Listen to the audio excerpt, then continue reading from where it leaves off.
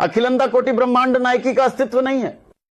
जगत में प्रसिद्ध भूत, भविष्य और वर्तमान का ज्ञान देने वाले, जाति धर्म और जाति भेद से रहित समाज के सुधारक, वीर स्वर सम्राट के रूप में वह महान व्यक्ति है।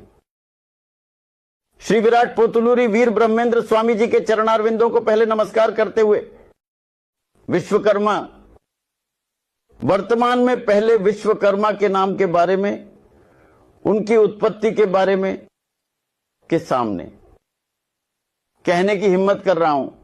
लेबो विश्राम जल्व न तेजो न चवायु न च ब्रह्म ले तारका सर्वशून्य निरालंबो स्वयंभू विश्वकर्मणा। यह दुनिया हमारे लिए आदि, मध्य और अंत से रहित है।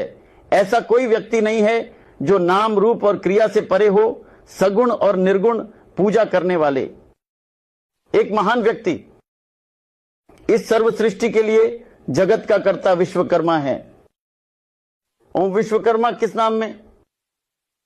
इसके प्रोसेसिंग में हर एक अक्षर का एक अर्थ निकलता है ताकि सभी को समझ में आए। उनके लिए वह नामकरण उनकी माता से है।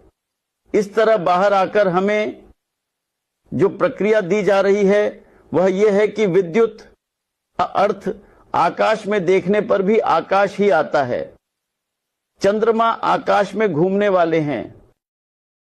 इसका मतलब ब्रह्मांड की तरह है, यानी बाहर भी निघंटु में है। राला का मतलब है रब, रर का मतलब आग, यानी विद्युत का मतलब आकाश जैसा कोई वायु तो उत्पन्न होती है, वह वायु से उत्पन्न होती है। और रम का मतलब है अग्निहोत्र।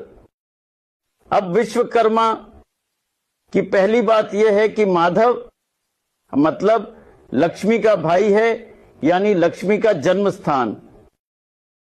गंगा, गंगा का मतलब है कि यह समुद्र उत्तरी समुद्र से उत्पन्न हुई। लक्ष्मी इसलिए आप समझ सकते हैं इस पानी से।